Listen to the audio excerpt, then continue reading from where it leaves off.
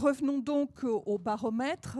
Vous savez que chaque année, nous testons le comportement et les opinions des Français autour du domaine de l'eau. Nous avons continué à le faire cette année malgré la crise sanitaire. On peut peut-être rappeler d'ailleurs, en parlant de crise sanitaire, ce qui avait été dit l'année dernière dans le baromètre 2020. C'est-à-dire qu'il y avait eu, ce qu'on pouvait retenir, c'est que dans ce moment si particulier, il y avait eu un large mouvement de reconnaissance envers l'ensemble des services. On reconnaissait qu'ils continuaient à œuvrer malgré la crise sanitaire pour que la vie quotidienne ne devienne pas un chaos. Et ça avait été vraiment reconnu l'année dernière.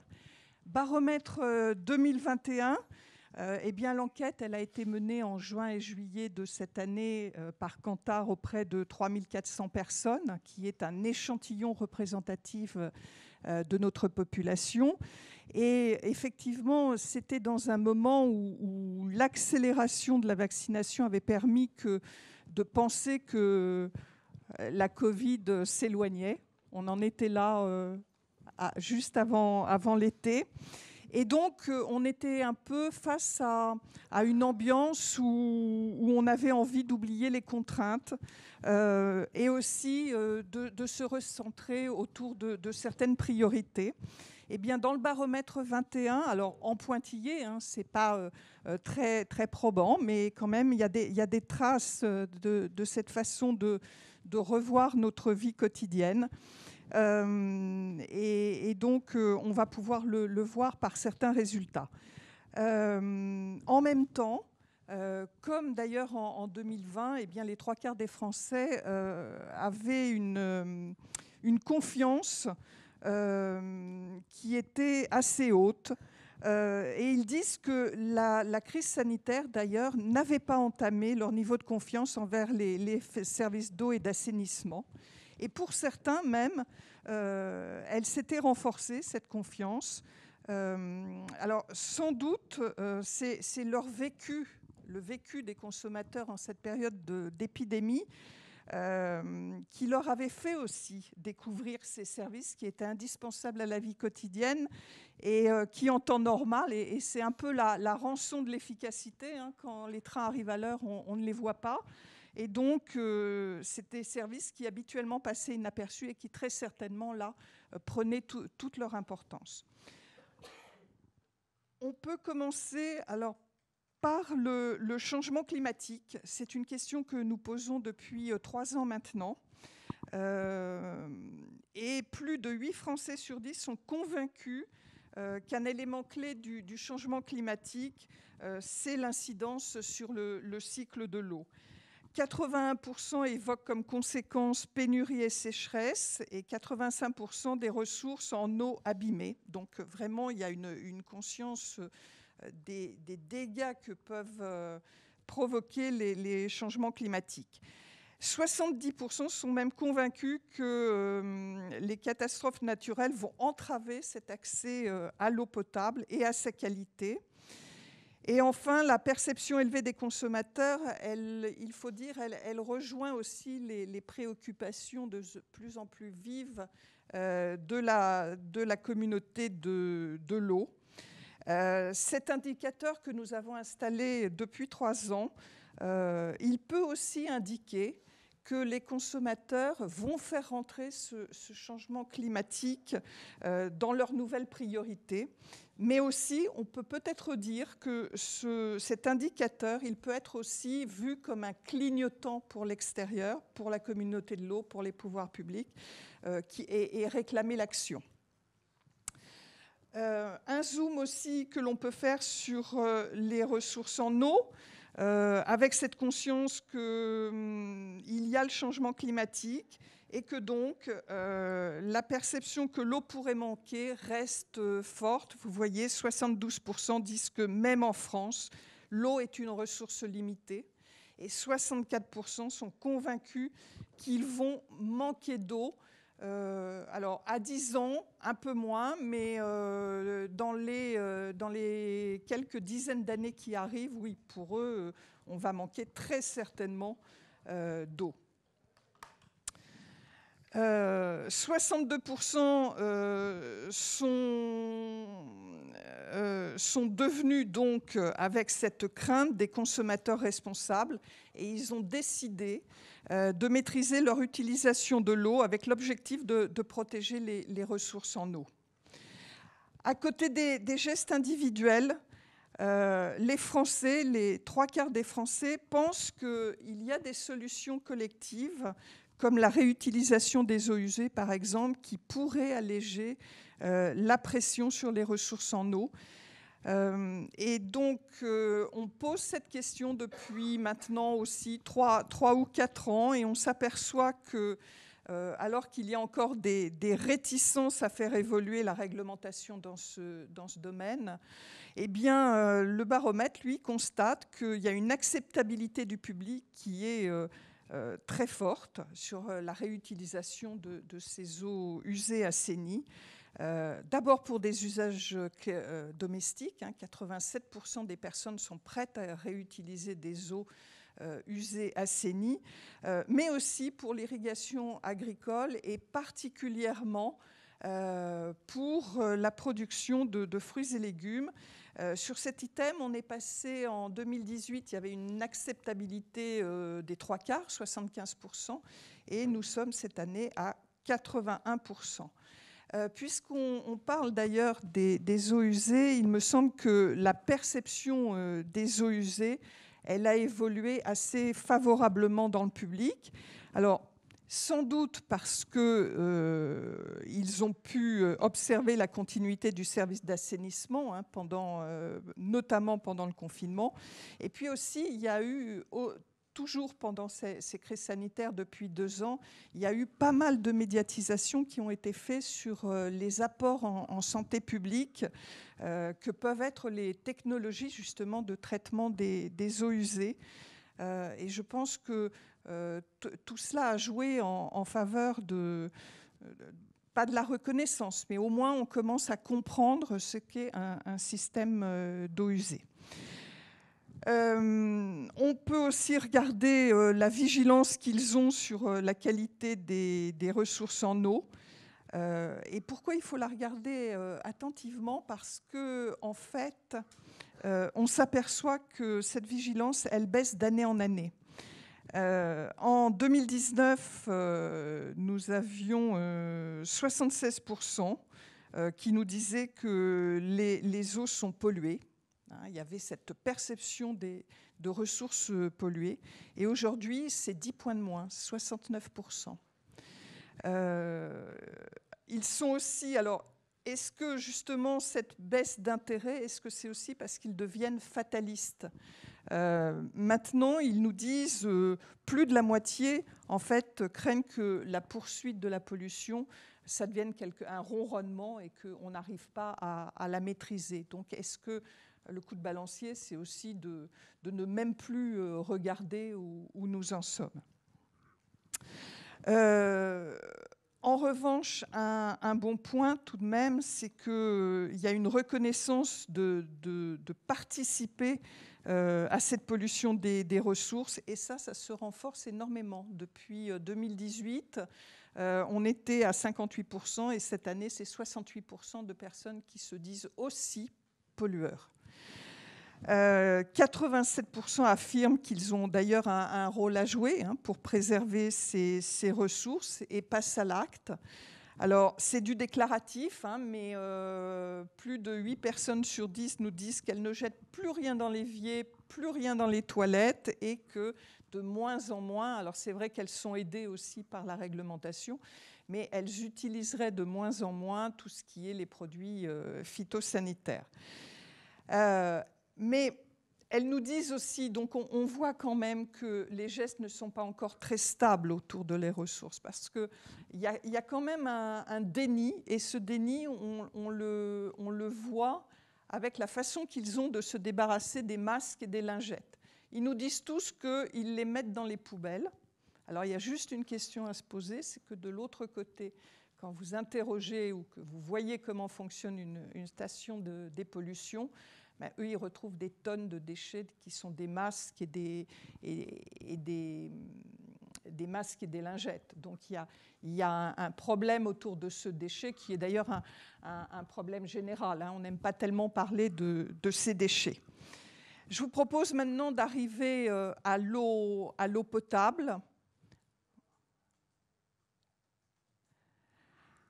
Alors, perception de l'eau potable. Tout d'abord, on pourrait regarder les dimensions positives qu'il donne à l'eau potable. 9 consommateurs sur 10 citent cette disponibilité 24 heures sur 24. On voit bien que c'est quelque chose d'important et certainement quelque chose qui est devenu de plus en plus important quand on s'est retrouvé confiné.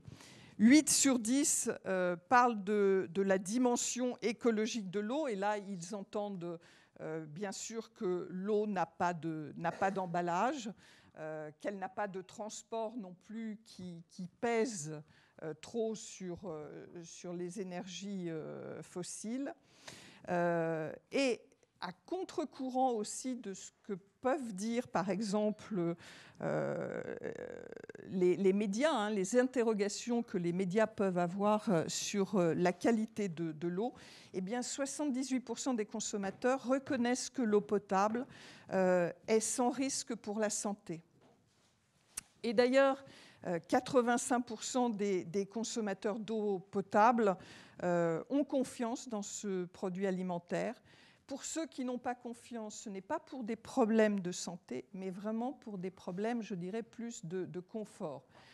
Deux critiques, et c'est les 2 points négatifs de l'eau potable, c'est son goût de chlore. Alors ça, c'est récurrent, 25 ans de baromètre, 25 ans de critiques autour de ça. Et puis le calcaire, où les gens ne perçoivent pas ce qu'est réellement le calcaire, ils perçoivent simplement que pour leur électroménager, c'est pas bon. Et ils font même une confusion, si c'est pas bon pour mon électroménager, est-ce que c'est bon pour moi ? En tout cas, cette confiance, elle est basée sur une garantie de sécurité qui leur est apportée. On a quand même 96% des personnes qui jugent que et les normes qui sont exigeantes, et les contrôles qui sont suffisants, et les traitements de production d'eau potable, donc ils perçoivent vraiment qu'il y a des traitements pour produire de l'eau potable à 85%, eh bien tout ça les rassure.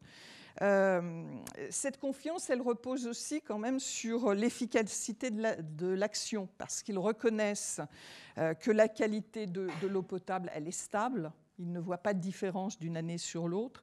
Et surtout qu'ils pensent même qu'elle s'est bien améliorée depuis une bonne dizaine d'années. Donc c'est un facteur aussi de réassurance.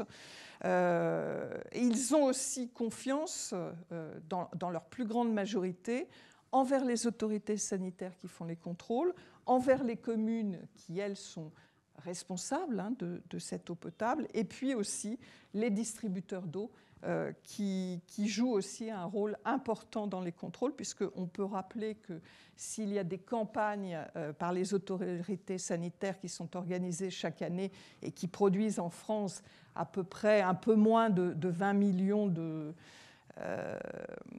d'analyses, ce qui est énorme pour un produit alimentaire. C'est vraiment le produit alimentaire le plus contrôlé en France.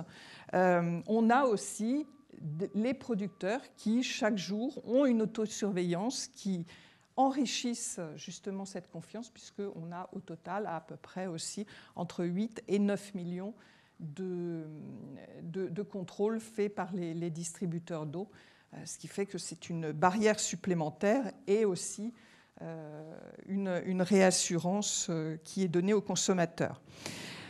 On leur a quand même posé la question, puisque ça ne vous a pas échappé que 15% des personnes interrogées se disent moins confiantes. On leur a demandé, mais qu'est-ce qui ferait que vous retrouviez une confiance pleine et entière ? Alors les consommateurs nous ont donné des pistes: abaisser les seuils des critères sanitaires, ajouter des paramètres, et là ils pensent surtout micropolluants, résidus de médicaments, apporter des solutions aussi pour traiter les 2 reproches qu'ils font, c'est-à-dire avoir moins cette impression qu'il y a du chlore et avoir moins de calcaire. Alors, c'est des choses qui commencent à arriver, mais c'est une vraie demande. Et ils demandent également toujours plus d'informations et sur les contrôles et sur les normes. Et puis, c'est plus étonnant, mais sur la provenance de leur eau et sur la composition de leur eau. Et là, on rejoint un mouvement général des consommateurs, c'est proximité des produits, circuits courts et produits, je dirais, produits de terroir également.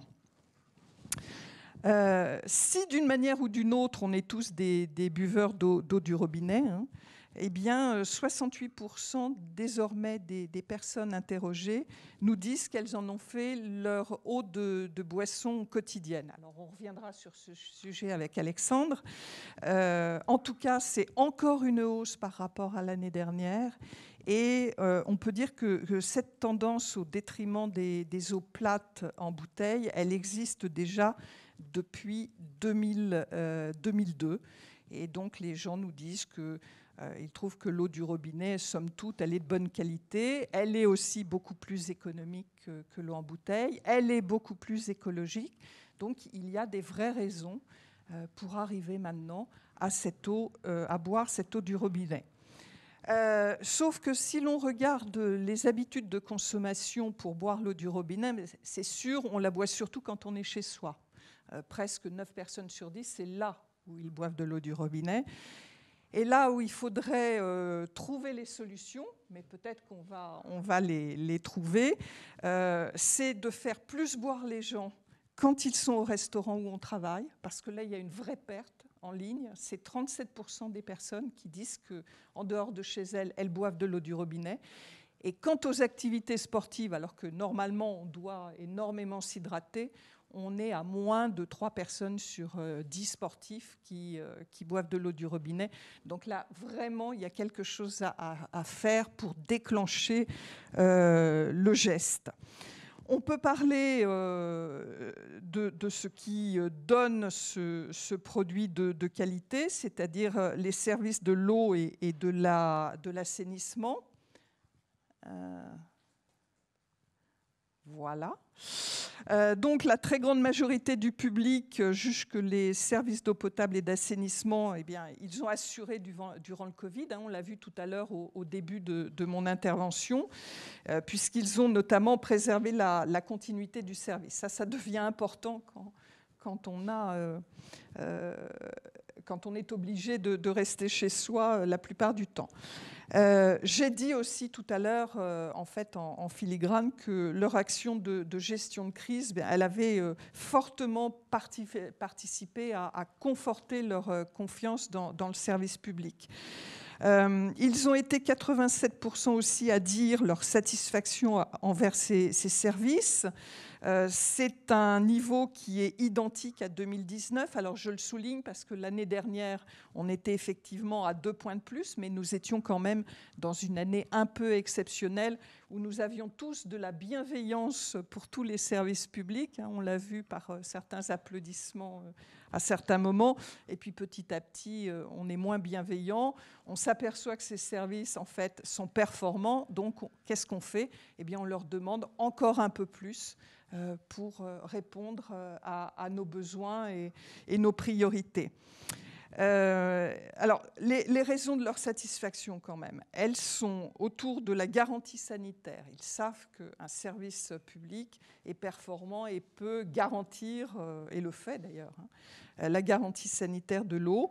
Un service est reconnu aussi parce qu'il y a une écoute du consommateur, même si cette année, ils disent qu'il y a eu un peu moins d'écoute. C'est vrai qu'il y a eu aussi un recentrage des services publics autour des urgences, c'est-à-dire faire fonctionner continuellement ce service. Donc peut-être que les boutiques ou les services aux consommateurs ont été un peu moindres. Continuité du service, donc ça on l'a déjà dit. Et puis aussi, depuis quelques années, on voit apparaître le fait qu'un service public de l'eau n'est pas là simplement pour traiter, pour rendre une qualité sanitaire, mais également pour faire attention à l'autre bout de la chaîne, c'est-à-dire aux ressources, et donc doit aussi avoir une action, et donc c'est reconnu pour préserver l'environnement. Bien sûr, l'événement Covid et ses bouleversements sur la vie quotidienne de chacun ont fait, mais c'est ce que je viens de vous dire, hein, que cette posture de bienveillance, elle s'est un peu tassée. Et donc, elle a suscité des nouvelles attentes auprès de ces services. Alors, il y a 2 axes d'attente. La première, c'est encore plus d'informations sur la qualité de l'eau potable, toujours une réassurance. Et puis aussi, mettre à profit l'innovation, puisqu'ils savent que les services publics ont de l'innovation, hein, ont embarqué de l'innovation, ne serait-ce que pour les traitements, mais ils demandent aussi qu'ils soient capables et de leur garantir une eau sûre, et aussi de pouvoir lui offrir des outils qui sont utiles tous les jours aux consommateurs. Et ils pensent surtout, là, de pouvoir leur proposer un service qui est celui de suivre sa consommation en temps réel. Voilà, c'est un des services qui est demandé. Prix de l'eau, puisque le prix de l'eau, c'est en fait le prix des services de l'eau et de l'assainissement. J'ai été un peu vite, ça je vous en parlerai plus tard. Voilà. Donc, il y a des inquiétudes qui apparaissent sur le pouvoir d'achat. On le voit notamment par une réponse qui est faite autour des recours aux aides au paiement des factures. Cette année, ils sont 6% à nous avoir dit qu'ils y avaient eu recours d'une manière ou d'une autre. Alors ça peut être simplement demander des délais de paiement ou avoir un échéancier. Mais en tout cas, il n'était que 3% l'année dernière. Donc on voit bien qu'il y a une incidence sur le pouvoir d'achat. Ça peut peut-être aussi induire chez 59% des consommateurs une sensibilité un peu accrue au prix, qui est considéré comme plutôt cher. Alors je dirais aussi qu'en creux, si 59% disent que l'eau est plutôt chère, sans d'ailleurs bien comprendre et connaître son prix, hein, mais on ne va peut-être pas s'appesantir tout de suite là-dessus. Mais en tout cas, en creux, il y en a quand même 41% maintenant qui disent qu'elle est plutôt bon marché. Donc on arrive à un partage des eaux. Sans doute, en tout cas, cette perception que l'eau est déjà un peu chère, on a une bonne raison, on se donne une bonne raison pour refuser ou du moins être réticent à payer encore un tout petit peu plus cher sa facture pour permettre aux foyers les plus démunis de pouvoir justement avoir accès à cette eau. Ce que j'appelle aussi la rançon de l'acceptabilité des dépenses contraintes et des dépenses consenties, c'est qu'ils ont toujours le sentiment que, par exemple, la facture pour les portables est moins chère que la facture d'eau. Or, je pense vraiment qu'on n'est pas du tout dans les mêmes échelles, puisque une facture moyenne d'eau pour un foyer de 2 personnes et demie, c'est à peu près 400 €. Et je pense que si 2 personnes ou 3 personnes ont un portable à la maison, on n'est pas du tout dans les mêmes dépenses.